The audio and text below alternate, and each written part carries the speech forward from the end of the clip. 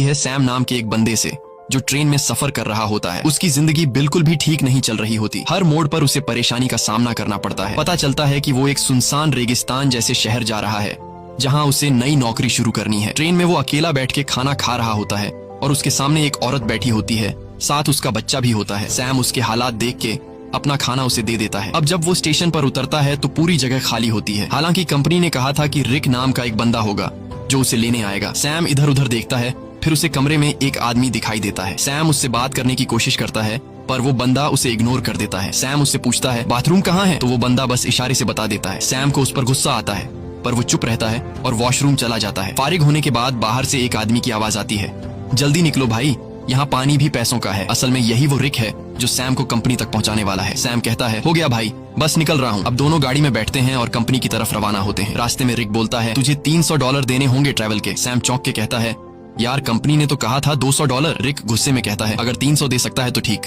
नहीं तो उतर जा। सैम सोचता है कि कोई दूसरा रास्ता तो है नहीं, तो वो मान जाता है। थोड़ी देर बाद गर्मी बहुत ज्यादा हो जाती है। सैम एसी ऑन करने की कोशिश करता है। रिक तुरंत गुस्से में कहता है हाथ मत लगाना एसी को वरना इंजन बैठ जाएगा। अचानक गाड़ी का टायर पंक्चर हो जाता है। रिक खुद कुछ नहीं करता और सैम से कहता है चल टायर तू बदल। सैम मजबूरी में टायर बदलने लगता है। इसी दौरान वो देखता है कि एक कुत्ता दूसरे कुत्ते को मार रहा होता है। ये देखकर सैम बहुत ज्यादा डर जाता है। रिक आता है और कहता है ओ भाई कांप क्यों रहा है, ये होता रहता है। फिर वो जख्मी कुत्ते को खुद मार देता है ताकि उसे और तकलीफ ना हो। सैम बड़ी मुश्किल से टायर बदलता है। फिर दोनों वापस गाड़ी में बैठते हैं। रात को फ्यूल भरने के लिए गाड़ी रोकते हैं और वहीं रात गुजारने का प्लान बनाते हैं। दोनों लकड़ियां जमा करते हैं, आग जलाते हैं। रिक पूछता है तू इतनी दूर कंपनी क्यों जा रहा है। सैम कहता है यार जिंदगी बहुत मुश्किल चल रही है, मैं चाहता हूँ किसी का मोहताज न बनूं और मुझे यकीन है कि उस कंपनी में मुझे कोई अच्छी जॉब मिल जाएगी। रिक कहता है तू एक अच्छा इंसान है, लेकिन जिस जगह तू जा रहा है ना वहाँ सब खून चूस लेते हैं, सीधा बंदा वहाँ बचता नहीं। सैम कहता है चलो देखते हैं क्या होता है। अगले दिन फिर सफर शुरू होता है। अब सैम ड्राइव कर रहा होता है। रिक सो जाता है। गर्मी ज्यादा होने की वजह से सैम चुपके से एसी ऑन कर देता है। थोड़ी देर बाद इंजन बैठ जाता है। रिक जाग जाता है और सैम पर गुस्सा हो जाता है। ओ भाई मैंने तुझे कहा था ना एसी को मत छेड़। वो गुस्से से गाड़ी से बाहर निकल जाता है। सैम भी उतरता है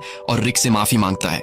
रिक को और गुस्सा चढ़ जाता है, बोलता है चुप कर, तेरी आवाज ना सुनूं। इसके बाद सैम पेशाब करने जाता है। थोड़ा दूर जाकर वो एक चमकता हुआ पत्थर देखता है। करीब जाकर जब वो गौर से देखता है तो पता चलता है कि ये तो खालिस सोना है। वो फौरन रिक को बुलाता है, वो इधर आ, चेक कर, कहीं मैं सपना तो नहीं देख रहा। रिक जैसे ही देखता है शॉक हो जाता है। वो लाइटर निकालता है, आग जलाकर चट्टान पर रखता है, बोलता है अगर काला हुआ तो नॉर्मल पत्थर वरना खालिस सोना। चट्टान जैसी की तैसी रहती है, मतलब सोना कंफर्म। अब दोनों सामान निकालते हैं, गड्ढा खोदने लगते हैं ताकि सोना निकाल सके। पूरी ताकत लगाते हैं लेकिन चट्टान हिलती भी नहीं। रिक रस्सी की मदद से सोने को गाड़ी से बांधने की कोशिश करता है ताकि खींच सके, लेकिन रस्सी टूट जाती है क्योंकि सोना भारी होता है। इसके बाद दोनों लगे रहते हैं, सारा दिन खुदाई करते हैं। अब सूरज डूबने लगता है। रिक कहता है जल्दी से लकड़ियां जमा कर क्योंकि जंगली कुत्ते आसपास घूम रहे हैं, रात को हमें काट लेंगे। अगर हम आग जला लें तो वो डर के भाग जाएंगे। दोनों लकड़ियां जमा करते हैं, आग जलाते हैं, खुशी में गाने बजाने और नाचने लगते हैं। रिक सैम को गले लगाकर कहता है तुझे मैं फुल एसी वाली कार दिलाऊंगा। रात को वो लोग बैठकर प्लान बनाते हैं। रिक कहता है ये सोने की चट्टान बहुत बड़ी है, अगर हम महीनों भी खुदाई करते रहें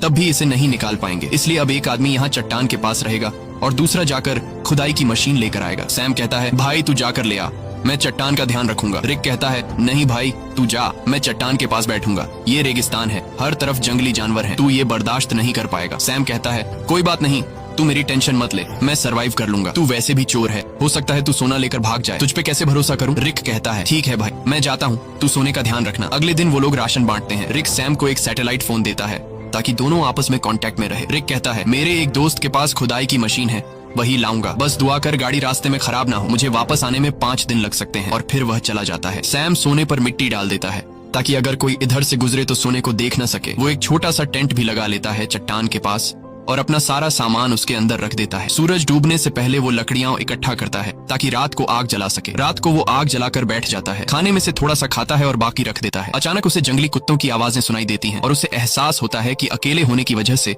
वो आसान शिकार है। वो डर जाता है और चाकू हाथ में लेकर सो जाता है। अगली सुबह सूरज की तेज धूप से उसकी आंख खुलती है। बहुत गर्मी और थकावट होती है, नींद पूरी नहीं हुई होती और सूरज की तपिश उसकी स्किन जला रही होती है। तभी सैटेलाइट फोन की बेल सुनाई देती है। सैम दौड़कर फोन तक जाता है लेकिन कॉल कट चुकी होती है। वो टेंट में बैठा सोने को देख रहा होता है और सोचता है कि सोना बेचकर सबसे पहले एक बड़ा घर खरीदूंगा। फिर सैम पास के इलाके में घूमता है। थोड़ी दूरी पर उसे एक क्रैश प्लेन दिखाई देता है। वो फौरन उस क्रैश प्लेन के पास जाता है और वहीं रहने का फैसला करता है, लेकिन लेकिन वहां से सोने की चट्टान उसकी नजरों से दूर होती है। इसलिए वो प्लेन के कुछ टुकड़े उठाकर चट्टान के पास एक टेंट बना लेता है। सैम कुछ देर के लिए आराम करने लगता है ताकि पानी की बचत हो और थकान कम हो। अचानक बाहर से कुछ ऐसी आवाजें सुनाई देती हैं जैसे कोई सोने की चट्टान चोरी कर रहा हो। वो बाहर निकलता है लेकिन कुछ नहीं होता, चट्टान वैसे की वैसे होती है। वो चट्टान के पास बैठ जाता है। तभी उसे एक आइडिया आता है कि क्यों न चट्टान से एक सोने का टुकड़ा काट लिया जाए। सैम पत्थर उठाकर सोने को तोड़ने लगता है और वो सोने का एक बड़ा सा टुकड़ा तोड़ने में कामयाब हो जाता है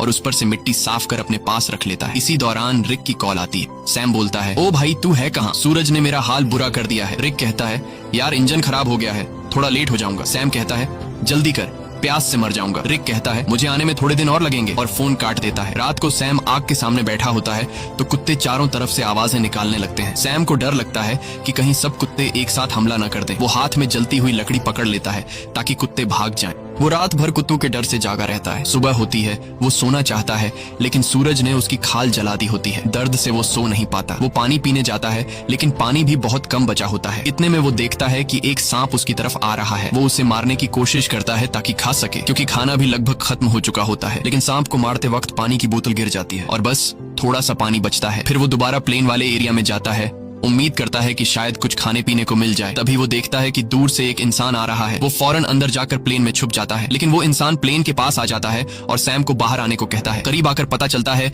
कि वो तो एक लड़की है जो उससे बात करना चाहती है, लेकिन सैम उससे बात करने को तैयार नहीं होता। लड़की पूछती है, तुम यहाँ बैठकर क्या कर रहे हो और यही जगह क्यों चुनी? सैम कुछ नहीं कहता, बस चुप रहता है। थोड़ी देर बाद सैम लड़की से कहता है कि वो इस प्लेन में रह सकती है और खुद वहां से चला जाता है। लड़की कहती है, तुम मुझसे कुछ छुपा रहे हो। वो सैम के पीछे पीछे चलने लगती है और उसके साथ कैंप तक पहुंच जाती है। वो बार बार सैम से पूछती है, तुम यहाँ कैसे पहुंचे? अब सैम घबरा जाता है। वो सोचता है, इससे पहले कि ये सोना देख ले, किसी तरह इसे यहाँ से भगा दूं। सैम लड़की से कहता है, क्यों आई हो मेरे पीछे? यहाँ तुम्हारी कोई जरूरत नहीं है, तुम्हें यहाँ से चले जाना चाहिए। लड़की कहती है, मैं तब तक नहीं जाऊंगी जब तक ये ना पता चल जाए कि तुम मुझे यहाँ से भगाने की कोशिश क्यों कर रहे हो।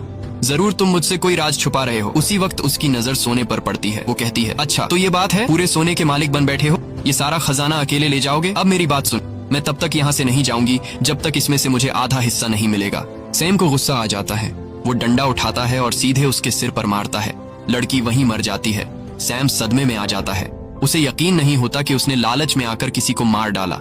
फिर खुद को संभालता है, उसकी सारी कीमती चीजें उठाता है, एक गड्ढा खोदता है और उसकी लाश को दफन कर देता है। कुछ देर बाद वो देखता है कि एक कुत्ता आकर उस गड्ढे से लाश निकालने की कोशिश कर रहा है। सैम भाग कर आता है, कुत्ते को हटाता है, लाश बाहर निकालता है और आग लगा के बॉडी को जला देता है। अगले दिन उसकी आंख फोन की घंटी से खुलती है। सैम रिक से कहता है, ओ भाई तू कहाँ है? भूख से मेरी जान निकल रही है, अगर तू जल्दी नहीं आया तो मैं भूख और प्यास से मर जाऊंगा। रिक कहता है, सॉरी यार, मुझे पता है तू बहुत तकलीफ में है, मैं जल्दी आ रहा हूँ, बस ये जो खुदाई वाली मशीन है बहुत स्लो है, थोड़ा टाइम और लगेगा। सैम परेशान हो जाता है। भूख प्यास से उसकी हालत खराब है, ऊपर से डर कि कोई जंगली जानवर हमला न कर दे। कुछ देर बाद वो देखता है कि एक गाड़ी सड़क से जा रही है। वो सोचता है, क्यों ना सोने का एक टुकड़ा लेकर यहाँ से निकल जाऊं, लेकिन ज्यादा सोने की लालच ने उसे रोक लिया। वो चाहता तो सोने का एक टुकड़ा लेकर जा सकता था जिससे उसकी जिंदगी बदल सकती थी, लेकिन ज्यादा की चाह ने उसे यहीं रुकवा दिया। सैम शाम से पहले रात के लिए लकड़ियां इकट्ठा करता है, लेकिन अचानक एक बहुत तेज रेतीला तूफान आता है। वो टेंट की तरफ भागता है, लेकिन तूफान उसका टेंट उड़ा देता है। सैम जान बचाने के लिए इधर उधर भागता है,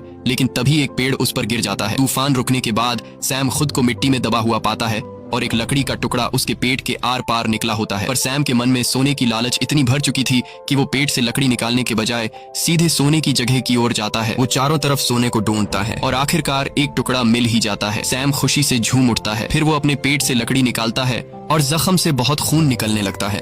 वो कपड़े का टुकड़ा लेकर जख्म बांधता है, लेकिन खून रुकता नहीं। मजबूरी में वो आग जलाकर एक डिब्बे का टुकड़ा गर्म करता है और जख्म पर लगाता है। इससे सैम को इतनी तकलीफ होती है कि वो बेहोश हो जाता है। थोड़ी देर बाद होश आता है। उसे हर तरफ वही लड़की दिखती है जिसे उसने मारा था। अब उसका दिमाग घूमने लगता है। उसे समझ नहीं आता कि ये सच है या फिर वहम। तभी फोन बजता है।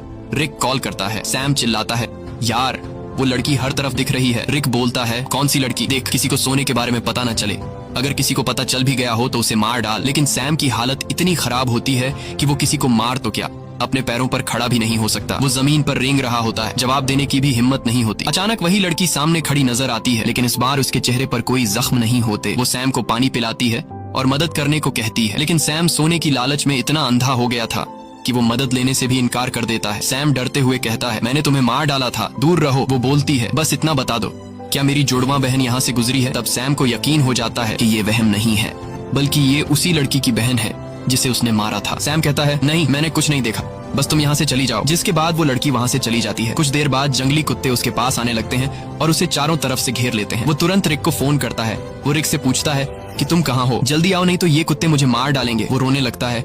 रिक से रिक्वेस्ट करता है कि प्लीज जल्दी आ जाओ, मैं मरने वाला हूँ। रिक कहता है, रुक जा, मैं बस पहुंचने वाला हूँ। तभी अचानक कुत्ते हमला कर देते हैं। एक एक करके सब उसे नोचने लगते हैं। यहाँ हम देखते हैं कि रिक सैम से दूर बैठकर दूरबीन से सब कुछ देख रहा होता है। असल में वो कई दिन पहले मशीन लेकर वहाँ पहुंच गया था और बस वो सैम के मरने का इंतजार कर रहा था ताकि वो अकेले सारा का सारा सोना ले जा सके। जिसके बाद रिक छिपकर खड़ा होता है। वो देखता है कि सैम को जंगली कुत्ते घसीट कर ले जा रहे हैं। तब भी सैम सोने की तरफ देख रहा होता है। जिसके बाद जंगली कुत्ते सैम को नोच नोच कर खा जाते हैं। रिक को जब पक्का यकीन हो जाता है कि सैम मर गया है, वो गाड़ी लेकर सोना उठाने आता है, लेकिन अचानक एक तीर आकर सीधे उसके सीने में लगता है और वो भी मर जाता है। ये तीर चलाने वाली कोई और नहीं बल्कि वही लड़की की जुड़वा बहन होती है।